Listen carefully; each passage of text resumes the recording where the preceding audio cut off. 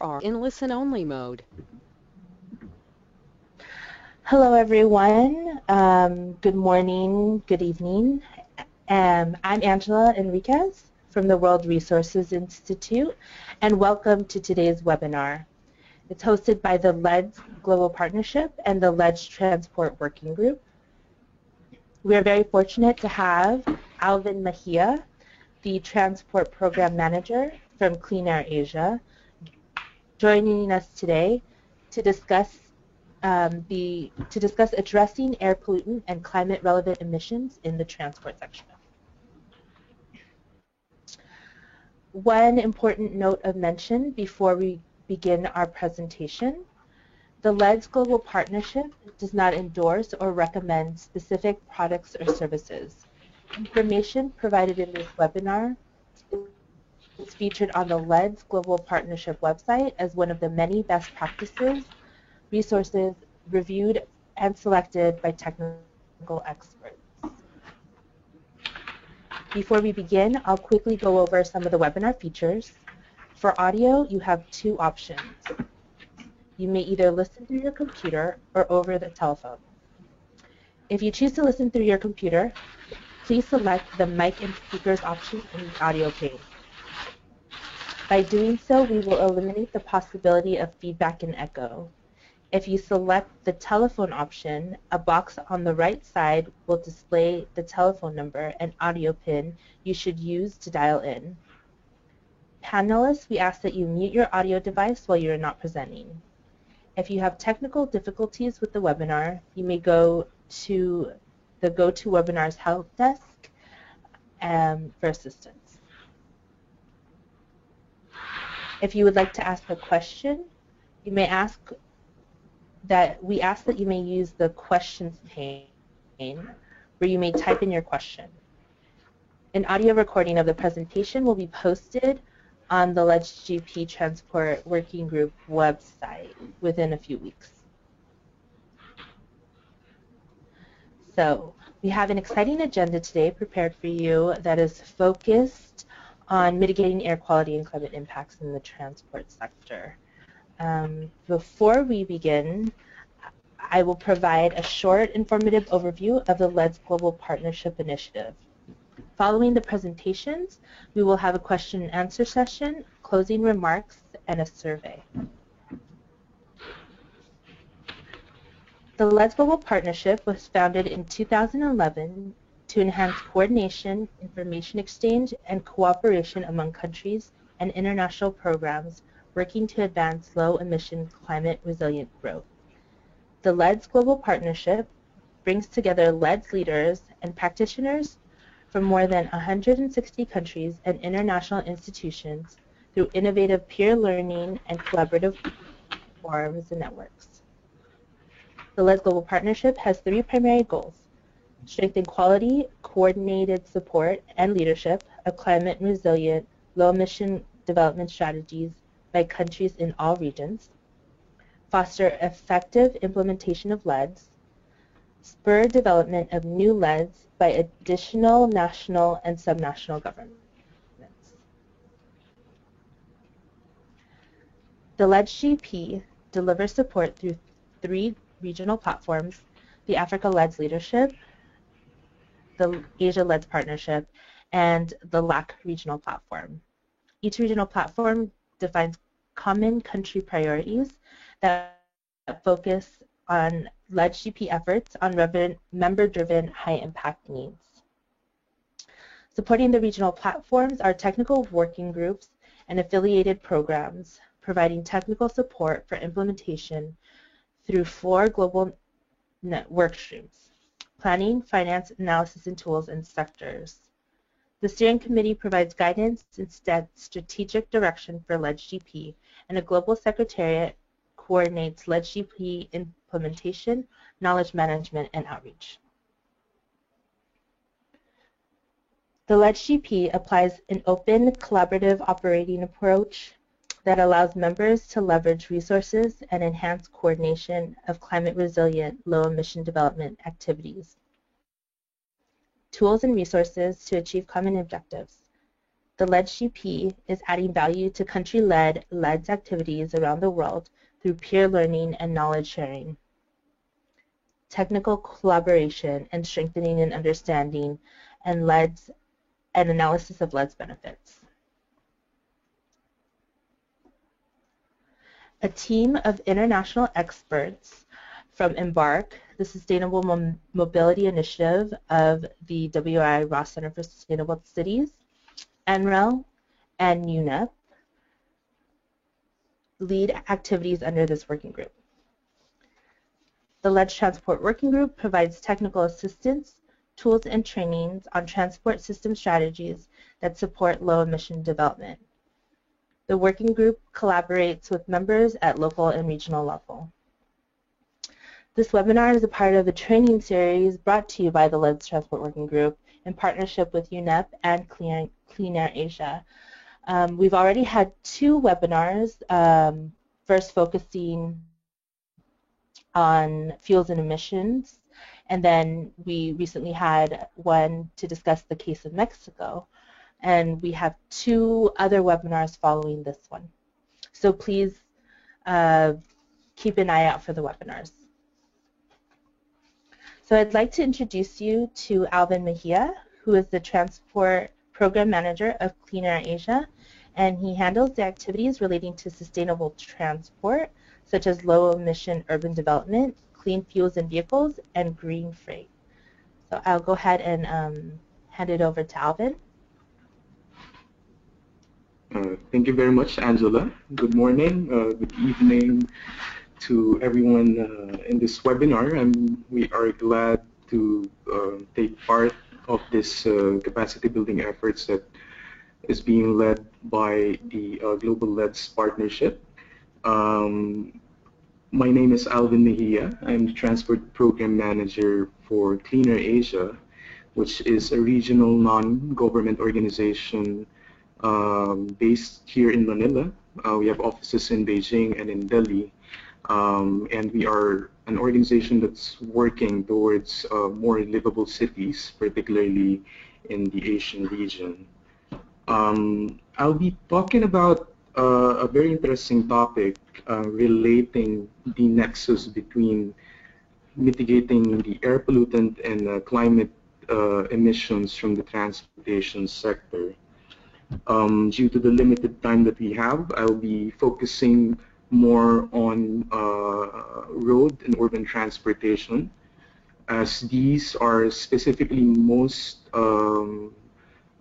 factored in terms of the impacts to the local citizenry, but we'll try to also have a regional and global approach to the discussions of the topics. Many of the slides that we also have here would focus on the Asian experience, so apologies for those of you who are not in the Asian region, but hopefully the insights and the facts that we would be sharing with you would be helpful in terms of looking at these 2 issues in unison. Okay. As for the outline, I'll be talking about the drivers first for increasing the emissions and the demand for transportation. We'll be talking about urbanization, economic development, and the other social factors that lead towards the increased demand for transportation, also in terms of the externalities that are related to the sector. Then we'll be looking at the emissions and relevant issues. I have put slides specifically on health issues, which would be considered by many to be a very important and related issue with regards to transportation. And then we'll talk about the framework about the addressing air pollutant and greenhouse gas emissions from the sector. I'll be giving out some examples for key considerations pertaining to different types of interventions also based on the experiences that we have had working with different regions and different organizations here in Asia. And then we'll end off with some key takeaways on how these two topics can be addressed. So just a very brief introduction about our organization, Cleaner Asia. We're here to promote better air quality and livable cities in Asia by translating knowledge to policies and actions that reduce air pollution and greenhouse gas emissions, particularly from the transportation, energy sector, and other relevant sectors and sources of emissions. We are registered as a UN Type 2 partnership with more than 250 organizations in 31 countries in Asia and also worldwide. And we have 8 country networks in China, India, Indonesia, Nepal, Pakistan, Philippines, Sri Lanka, and Vietnam. The Cleaner Asia acts as the secretariat for the partnership.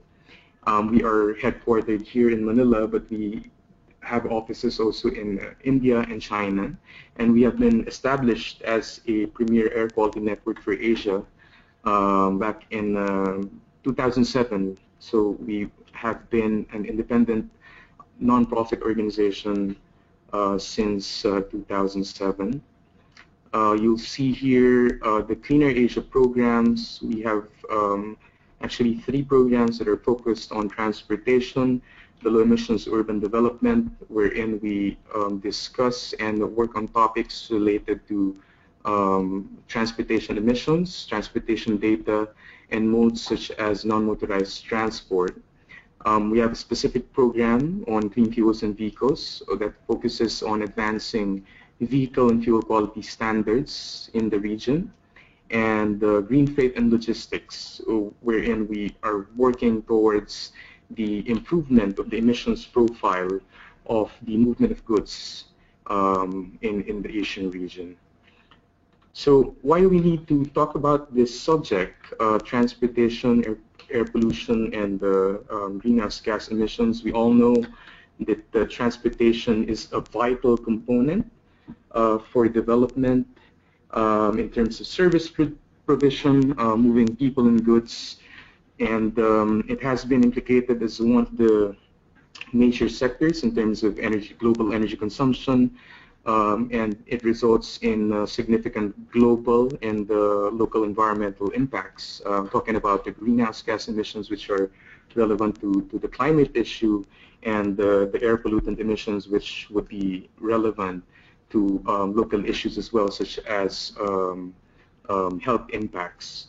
And ultimately, you know, the economies are looking at improving transportation systems, not just for improving environmental performance, but also in terms of contributing to the overall economic efficiencies of their economies. One of the main factors that we look into when we talk about transportation and its externalities is mostly devoted into looking at the demand for motorized travel. The chart that you see here shows the vehicles per 1,000 people in different countries around the globe. And the main point of this graph is really to show the propensity for the developing economies to move towards very high levels of motorization, given the different factors such as increasing economic wealth, increasing urbanizations, and also coupled with the difficulty of national governments, local governments to be able to provide adequate infrastructure and alternative options for moving people and goods, specifically pertaining to efficient public transportation systems and integrated logistics management systems. So it is projected with the rapid urban sprawl, rising incomes, and the relatively slow response of public systems to address and adapt the changing needs for mobility, these will all drive the propensity for increasing the demand for motor vehicles in developing regions, not only in Asia but also in Africa, Latin America as well. The slide that you see here, this zooms into the experiences and the trajectories for countries within Southeast Asia. This is based on a study that we have done together with the Institute for Transportation Policy Studies in Japan, wherein we see the graph at the top of the screen shows the cars per capita per 1,000 people juxtaposed with the GDP per capita. And the GDP per capita from 2005 to 2050 is shown in the lower portion of the screen, which shows that there would be very high rates in terms of economic growth in the Southeast Asian region. Almost the average would be almost tenfold, including the average growths in the least developing economies, and what would be the implications in terms of vehicles. We saw that the weighted average four-wheeled vehicles in 2005 per country was at 43, and then in 2050 this will actually have more than 4% growth per annum, totaling more than 550 million vehicles by 2050. Comparatively, the four-wheeled vehicles will be at around 380 vehicles per 1,000 people, and two and three-wheelers will be around same number, 390 two and three-wheeler vehicles per 1,000 people. This would put a very, this would put strain into the transportation systems under a business-usual scenario wherein we don't put up effective and efficient public transportation systems, and that would result in significant increases in energy consumption and also in terms of emissions for greenhouse gases and air pollutant emissions. Characterizing the current status of vehicles in Asia, the vehicle fleet in the region is really dominated by private passenger vehicles comprised of two-wheelers and passenger cars, and the numbers are expected to double within the next 5 to 7 years, including mostly concentrating on the private vehicle growth that we would expect to see within the next few decades if the current systems continue in their trajectory. Another important factor to consider when looking at the drivers for increased emissions and externalities from the transportation sector would be the growth of agglomerations, urban agglomerations, as much of the literature would attest to the rapid urbanization that is taking place at the global levels, which also resonates at the different regional and national levels. In 2014, the World Urbanization Prospects report that 54% of the world's population are currently residing in urban areas, and that by 2050, this would increase to almost 65%, and the concentration of people in urban areas would definitely drive further the demand for motorized vehicles for urban transportation purposes if we don't put in place the proper and integrated transportation system that we ought to. These would be important drivers for looking at the urban transportation demands, which closely figures with local impacts, particularly health impacts brought about by air pollutants from the transportation sector. Increasing urbanization, increasing motorization, what would these mean? These mean continued increase in transportation activity. Again, the charts that you see here contain the detailed analysis for the Southeast Asian countries, just to illustrate the potential for the continued increase in transportation activity.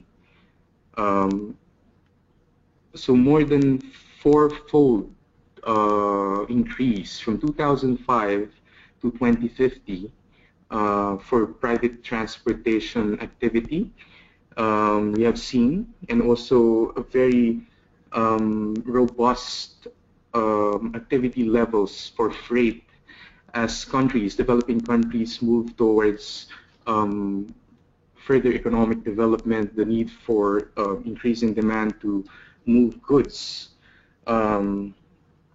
within the regions definitely would put also a strain in terms of the increased impacts from the freight transportation sector. The International Transport Forum actually predicts that urban travel activity up to 2050 will be globally will be increasing between 120% to 230% versus current levels, mostly depending on fuel prices and urban transportation policies. But they see that most of the increases in the transportation activity will be driven by developing economies, such as those that are non-OECD members, where, for example, the private passenger volumes are expected to increase between 240 to 450% up to 2050 against the current levels. Now, why are these factors important to consider? We go now to the particular impacts, focusing on air pollution first, and we'll talk about the greenhouse gas emissions later on. So, given these trends, it's really important to look into what these emissions would mean and what they actually imply in terms of local impacts. So it's not just about talking about the emission levels, the concentrations, but also ultimately looking at the health impacts from these emissions. The WHO, for example, estimates that 3.7 million deaths, premature deaths, are attributable to ambient or outdoor air pollution, and around 88% of these deaths occur in low and middle income countries, representing 82% of the world population. It's also important to note that the International Agency Research for Cancer has classified outdoor air pollution as well as particulate matter as carcinogenic to humans. Aside from particulate matter emissions, which are very much relevant to the transportation sector, we also see different health outcomes that are related to the associated pollutants for transportation, such as black smoke, ozone, the finer grains of particulate matter, nitrogen dioxide, the volatile organic compounds, among others. No? So, as I mentioned earlier, the World Health Organization attributes 3.7 million deaths globally to ambient air pollution, and 88% of these would be occurring from your low and middle income countries. If you actually, and the World Bank asserts that in many parts of the world, both in cities and rural areas, exposure to air pollution is increasing at an alarming rate and has been since become one of the main environmental threats to public health in this decade, and around 84% of the world's population are living in areas where ambient air pollution, for example, of particulate matter, are exceeding the World Health Organization air quality guidelines.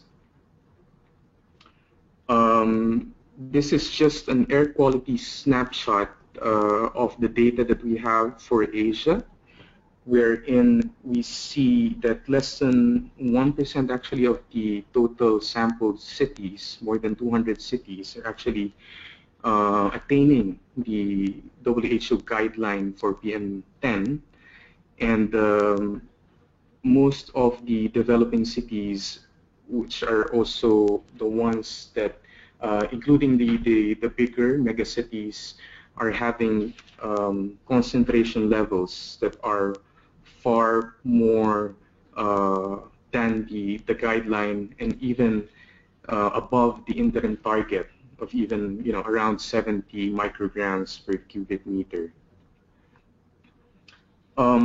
It's also important to note like the distribution of the different pollutants from the different sectors.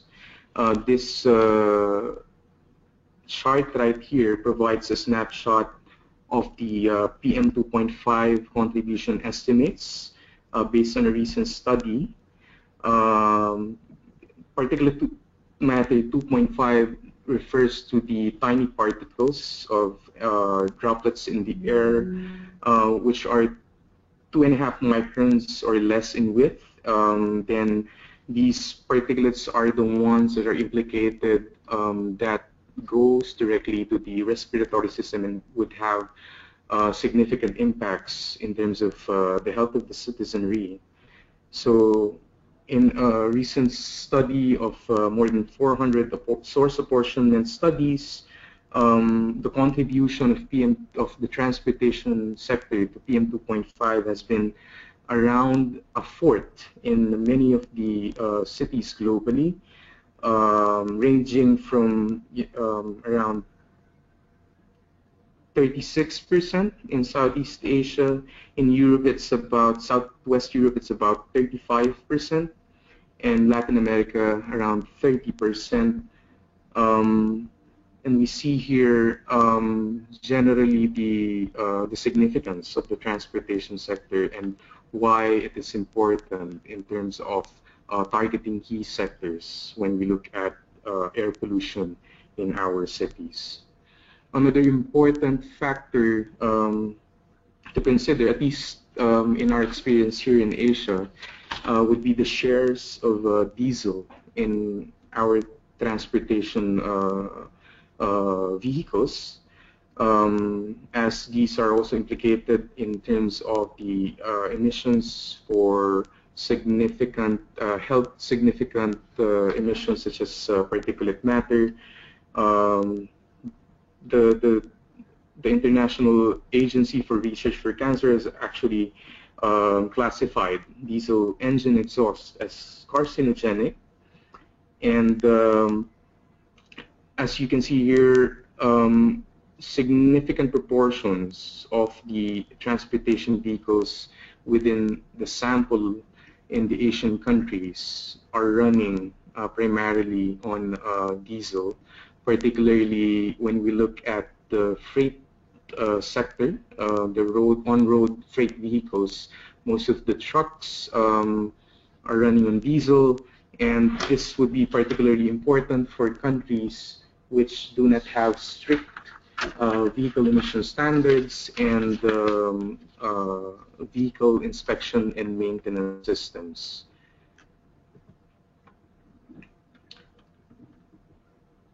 Just to give a concrete example of the impacts of the advancing vehicle emission standards, this is a snapshot that was called out from the Thailand experience. What you can see here is the total suspended particulate concentration, PM10 concentration, CO concentration, and NO2 concentration in Bangkok. The blocks that you see are the number of motorized vehicles for passenger cars, light-duty vehicles, trucks, and motorcycles. And the lines that you see pertain to the concentration levels. And juxtaposed are the timelines as to when they moved into newer vehicle emission standards, moving from pre-Euro up to Euro 3 during that time. And what we can see here is that given the increases in the motorization rates, the number of vehicles plying on the road, the impacts of the increasing motorization have been suppressed significantly by the advancement of vehicle emission standards. This is also, for example, the Philippine Department of Environment and Natural Resources has just moved towards the implementation of the Euro 4 standards for light-duty vehicles, and also advancing the emission standards for heavy-duty vehicles and motorcycles here in the Philippines. And we definitely support these types of advancements, and looking at the regional developments and collaboration between the different countries on sharing experiences on how to advance vehicle emission standards and the appropriate fuel quality standards. As we can see that these are actually very much significant in terms of targeting the different air pollutants from the transportation sector. Moving on to the other impacts, aside from the air pollutant emissions, transportation has been a significant contributor to the energy and greenhouse gas emissions globally. So in terms of greenhouse gas emissions, it has increased more than 8-fold from 1970 to 2010, and 9.6-fold per capita globally. And it was the fastest growing sector from the 1990 to 2013, specifically looking at the CO2 emissions. And it is a sector that is expected to continue to grow at a fast rate, leading up to the midterm and long-term projections, 2030 and 2050. The International Panel on Climate Change actually states that to meet a reasonable scenario wherein the climate change impacts will be at bay, a 2-degree scenario, CO2 emissions from the transport sector would need to decline by up to 5.7 gigatons by 2050, and like 15 to 40% reduction of the baseline levels up to 2050 would be plausible by that time.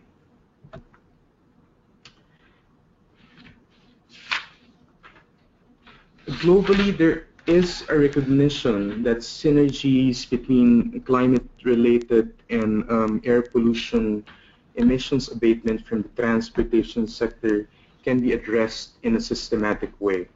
For example, the International Panel on Climate Change has mentioned that integrating air pollution abatement and climate change mitigation policies offers potentially large cost reductions compared to treating these policies in isolation.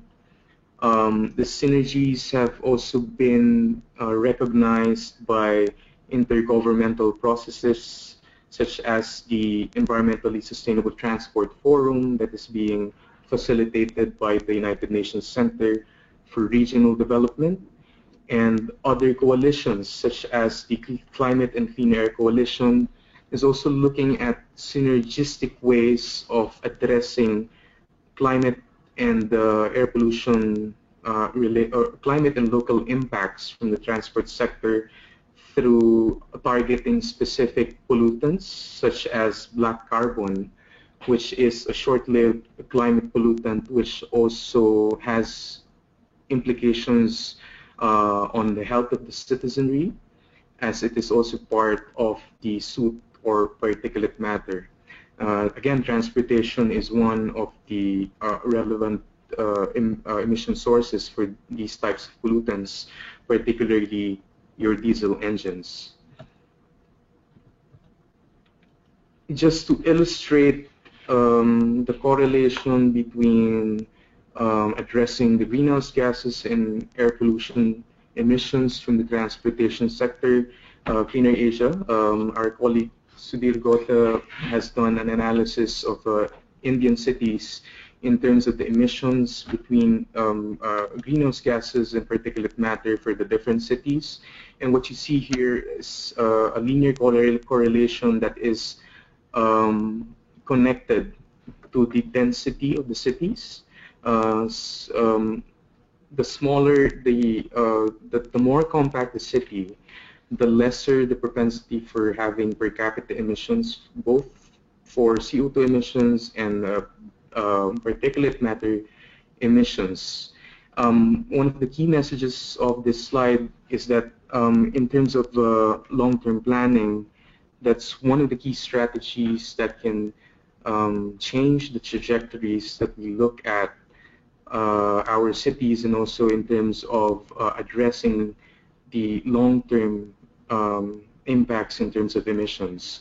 Later on, I'll explain some of the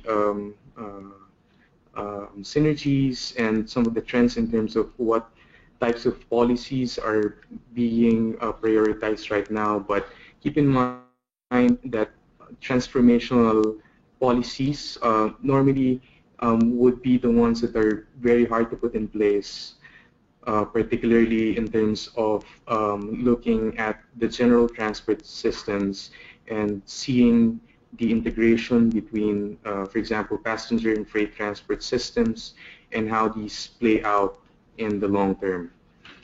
Generally, we have a framework that we use, the Avoid, Shift, Improve framework, which has been adopted globally in sustainable transport discussions towards addressing externalities from the transportation sector, focusing on emissions as well.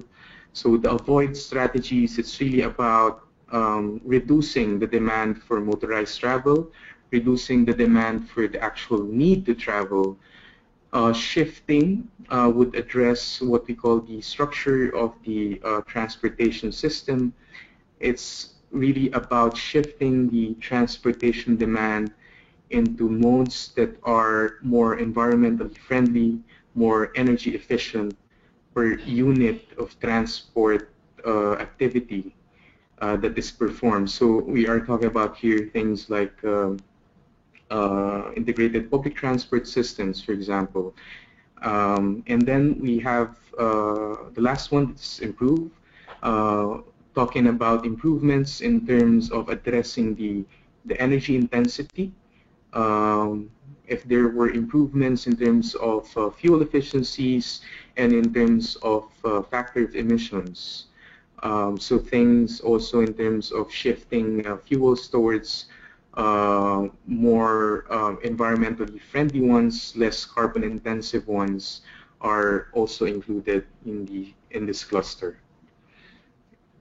This can be translated into a variety of different interventions, looking at urban transportation planning, demand management, public transport, non-motorized non-motorized transport integration, looking at clean fuels and vehicles, and specific sectors such as freight and logistics.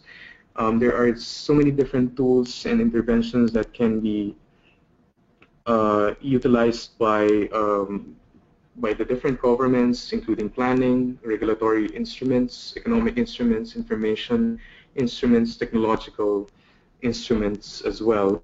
But we need to have this holistic mindset that we need to integrate discussions in terms of addressing externalities, air pollution, climate change, as well as socially related ones, road safety, social equity, congestion, and even noise pollution. Just to give you an example, we have also been working with the Department of Transportation and Communications.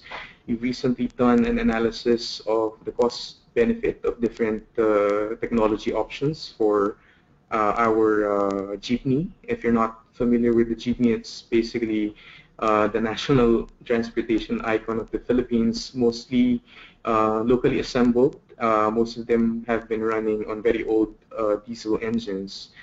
There have been discussions focusing on the utilization and the shifting towards, for example, electric jeepneys due to the perceived benefits in terms of greenhouse gas emissions and, of course, local air pollutant emissions due to the you basically take out the diesel exhaust from the old old jeepneys.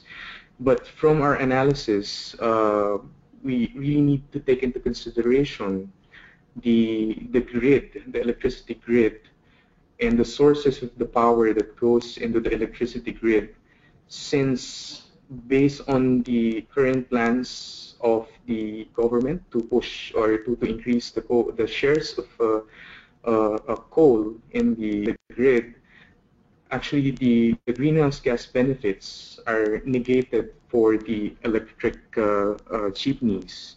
So a low emissions power grid strategy is much needed to be able to maximize the benefits from the shifting towards these electric jeepneys.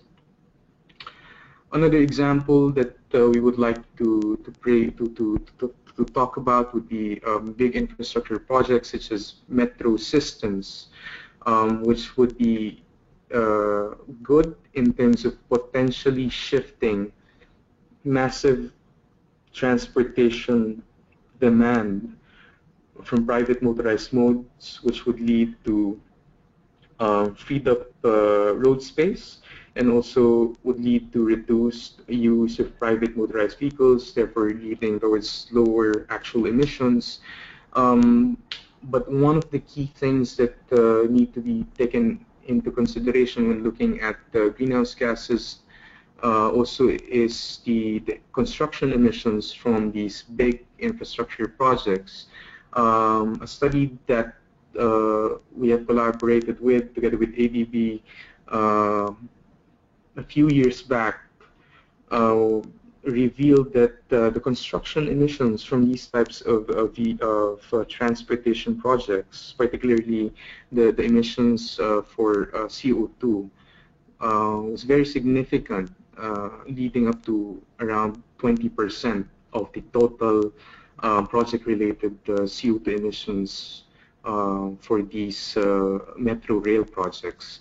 So depending again on the priorities, these are things that need to be taken into consideration. Another popular one that is being looked right now would be alternative fuels for public transportation vehicles such as buses. Definitely new CNG buses would lead towards significant reductions in terms of local air pollutants such as your particulate matter, but we also need to take into consideration things like methane emissions from the production and distribution of CNG, the compressed natural gas, which may lead to leaked emissions. CH4 would have 23 times the climate forcing potential of CO2. We're not saying that these efforts need to be or these are not necessarily bad, but we need to take into consideration these types of intricacies as well. Lastly, an interesting intervention to look at off-hour deliveries. So you free up the road space and improve congestion during the daytime. If you take out the trucks and you just allocate them towards delivering goods during the nighttime. But the study that has been done, for example, in Delhi, showed that air pollutant concentrations may actually increase if the diesel trucks are only allowed to travel at nighttime due to the atmospheric conditions, lowered mixing heights, and poor ventilation. So again, we're just trying to give out these food for thought in terms of looking at these different interventions. This slide shows you an analysis of the different policies. Again, this is pertaining to Southeast Asia. The main message of this graph is that in the region, there has been much discussions on technological solutions towards attaining more environmentally sustainable transport. As this is also reflected in many of the recent intended nationally determined contributions that were submitted by the countries. And what we have seen also with interactions with different governments is that there's much difficulty in pushing forward with more transformative types of interventions, looking at the broader planning and integration of transportation modes and systems, and difficulties in terms of communicating these to the international communities as commitments.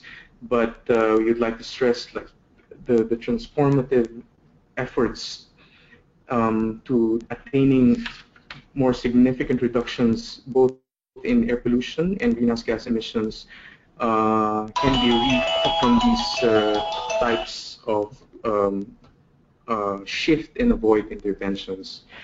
A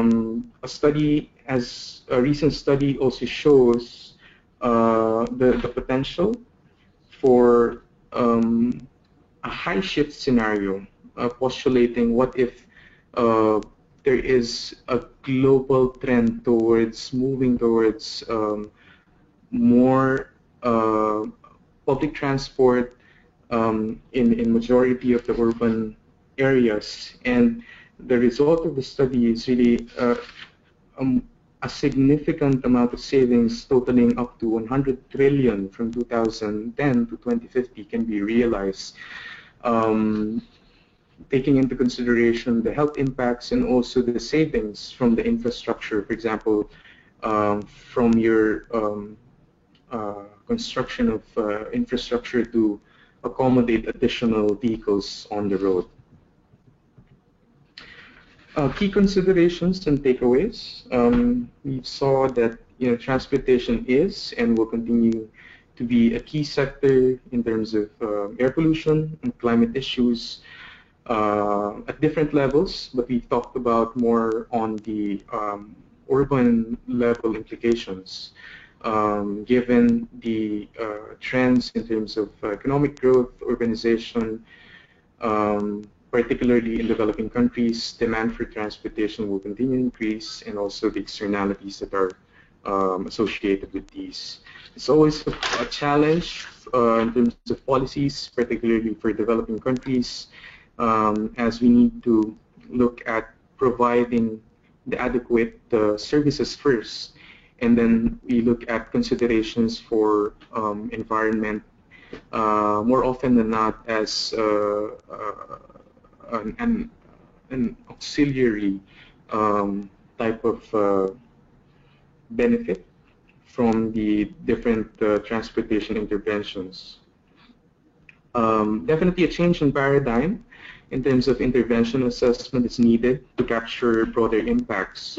What is being done right now is that most of the interventions that are being pushed for are mostly driven by economic analysis that are not being inclusive of the other impacts, such as health impacts, social costs, for example, of the different interventions, We see that solutions exist at different levels, at the national, regional, urban levels, and at some point there has to be integration, a broader perspective in terms of looking at these solutions and not just in isolation with each other. Different solutions should be taken in terms of their context, and the transferability of one solution from one place to another is not constant, and we need to take into consideration different factors. And there are trade-offs, definitely, even if we isolate the climate and the air pollution issues only. But again, it's a matter of balancing out. There are different tools and approaches that can be utilized to be able to maximize the synergies in terms of looking at these different parameters.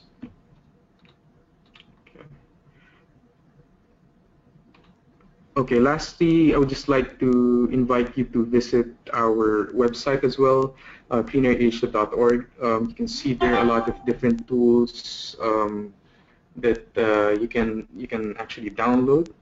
We have several tools for looking into greenhouse gas, air pollutant emissions from the transportation sector at the project level, at the national level as well, and at the city level.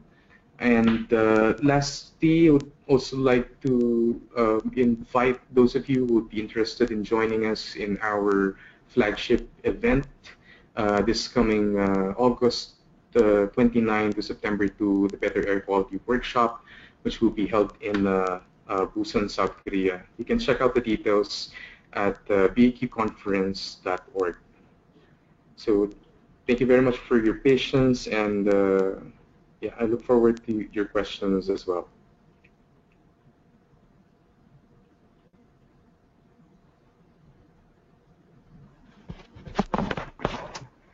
Thank you, Alvin, for your great presentation.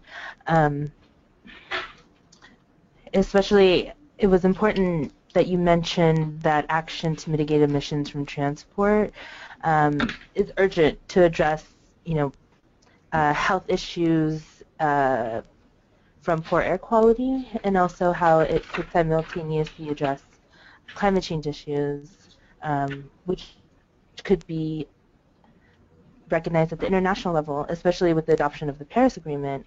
Mitigating emissions from the transport section has great potential for countries to meet their nationally determined contributions. So thank you so much for your presentation. We'll go ahead and open the floor for questions. And again, if you would like to ask a question, you can use the question pane where you may type in your question.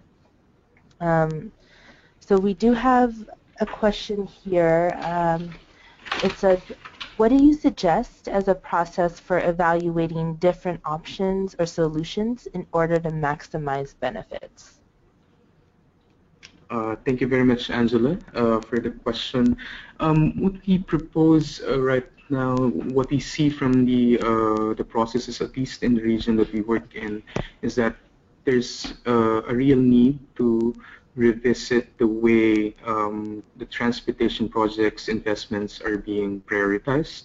The review process, the economic analysis can be improved by integrating the full social and environmental cost and impacts of the different options, and integrate those that are relevant to the impacts brought about by the emissions, particularly in terms of health.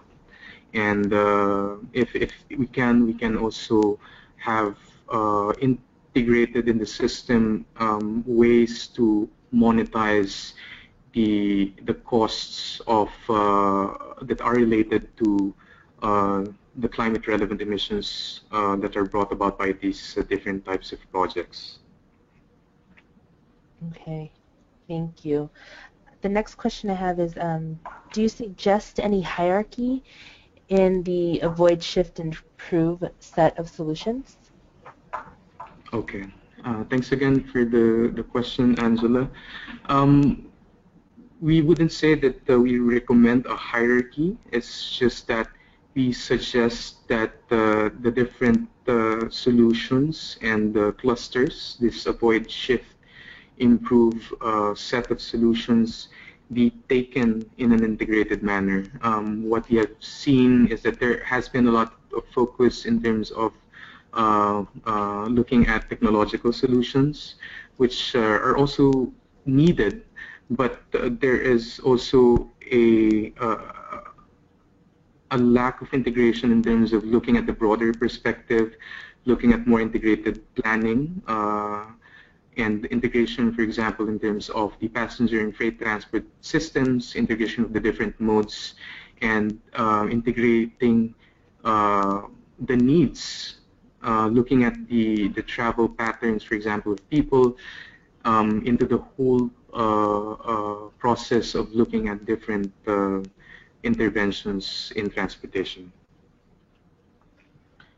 Okay. Well, following up on the avoid, shift, and improve solution, I have someone here who is an engineering student and is asking, how could I generate criteria for its implications?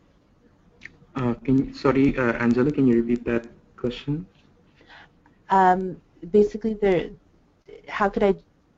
question states, how could I generate a criteria for its implications? Let me see. How do you generate a criteria for the implications? Okay. Yeah. Let me just share with you what has been done, for example, here in the Philippines, in terms of looking at the potential options for the realization of the INDCs, which the process of which played a role in terms of determining the target values for the Philippines. And I think this was also the same process that was used in Cambodia and Bangladesh. What the government did at the high level was to come up with a multi-criteria analysis process wherein there was an extensive consultation process with the different government units to identify and prioritize the different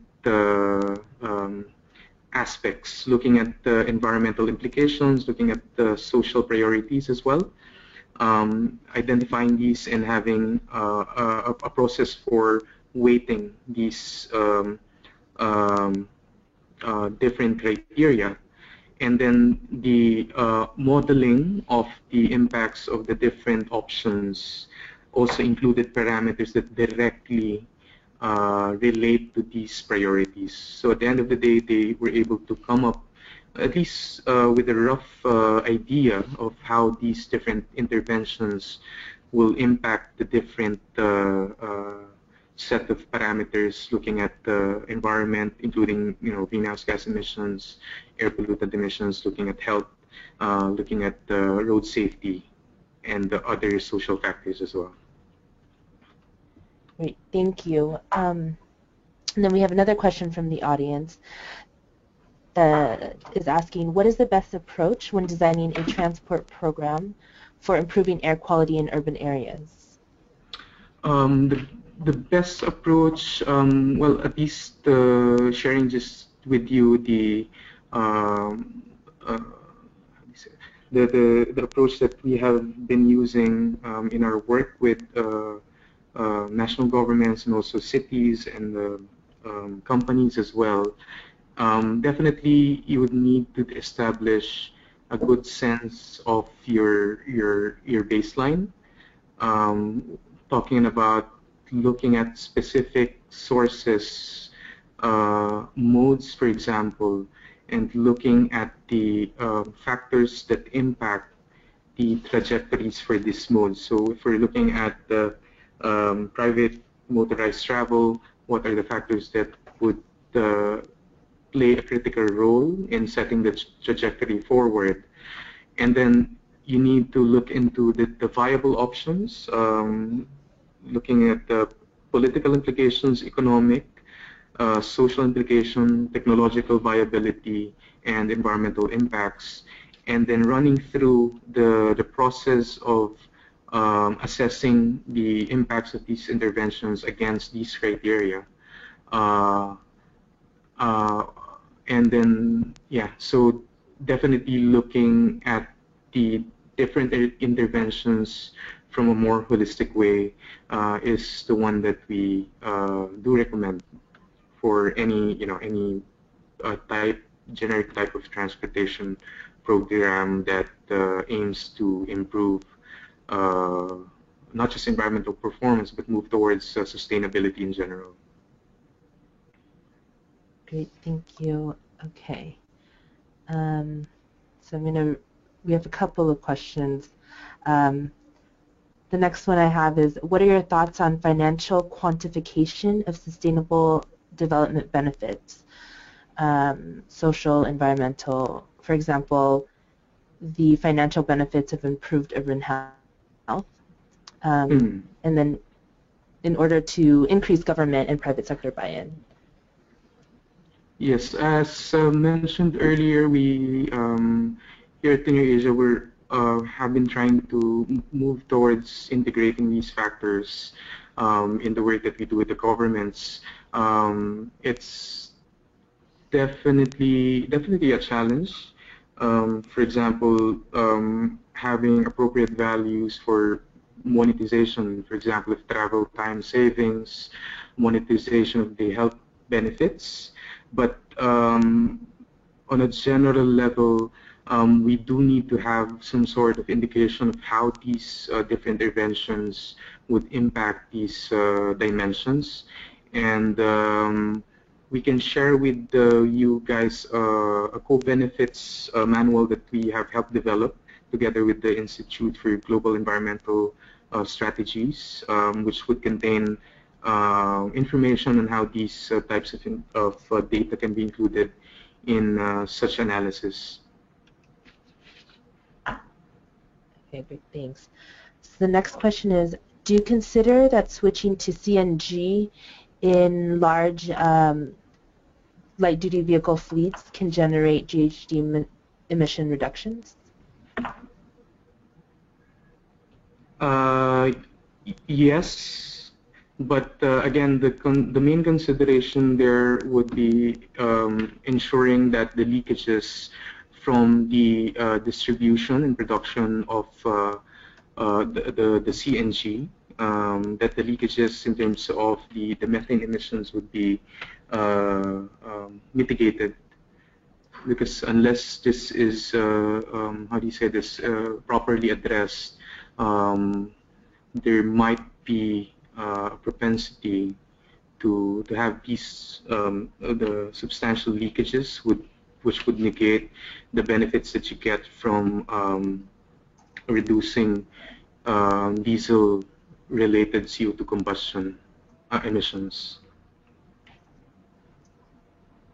Great, thank you.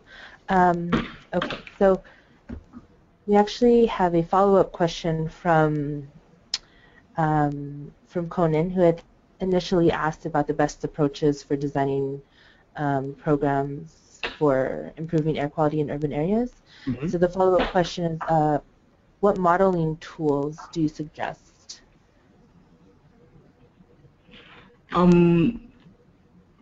Right now, we have developed several tools on looking at long-term trajectories and intervention assessment. One is what we call the transport emission evaluation model for projects for cities. It's rough. It uses a calculation framework that looks into long-term implications for different projects, but this is limited in a way that it's more for a rough calculator. And then we have another tool called the Rapid Assessment of City Emissions, which integrates urban development with increases in transportation emissions. There are several tools, more sophisticated tools. UrbanSim, for example, can be modified to integrate emissions modeling, and perhaps other models such as the cube can be utilized to be able to integrate emissions modeling as well. Aside from these, you can also check out the portfolio under the Urban Sim platform called the SimAir, which not only looks into transportation emissions but also different emission sources for cities. And it also incorporates spatial distribution elements and different types of interventions for transportation area sources and stationary sources. So modeling at the city level can be done there as well. Okay, thank you, Alvin. So again, if you have any other questions, you can either email Alvin directly or email the Ledge Transport Working Group, and we can direct you to some experts on that. So I'm going to go ahead and so now we have a survey. We'd like to ask the audience to take a minute to answer a quick survey on the webinar you viewed today. We have 3 short questions for you to answer. Your feedback is very important as it allows us to know what we are doing well and where we can improve.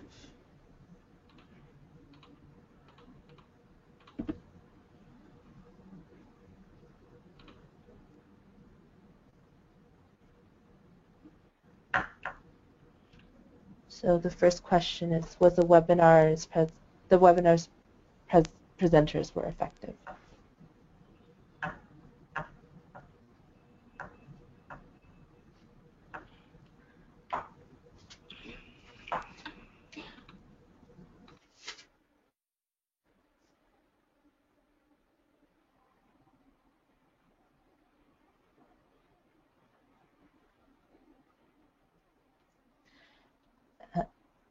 Overall, the webinar met my expectations.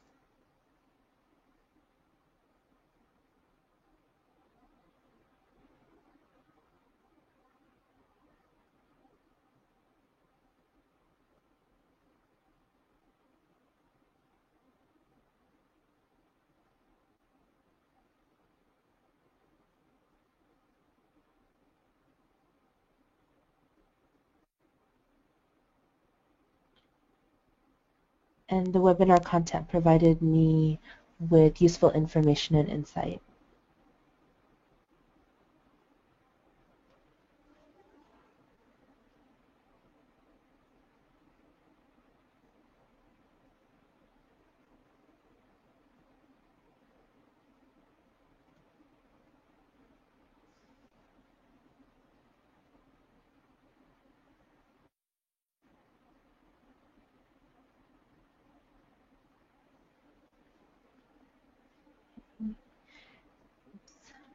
Thank you everyone for answering our survey. On behalf of the LEDS Global Partnership and the Transport Working Group, I'd like to thank all the attendees for participating in today's webinar, and thank you again, Alvin, for your great presentation.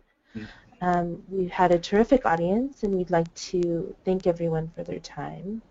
I'd invite our attendees to check the LEDS-GP website over the next few weeks if you'd like to view the slides and listening to the recordings of today's presentation. Have a great rest of your day, and we hope to see you again at future LEDS-GP events. This concludes our webinar.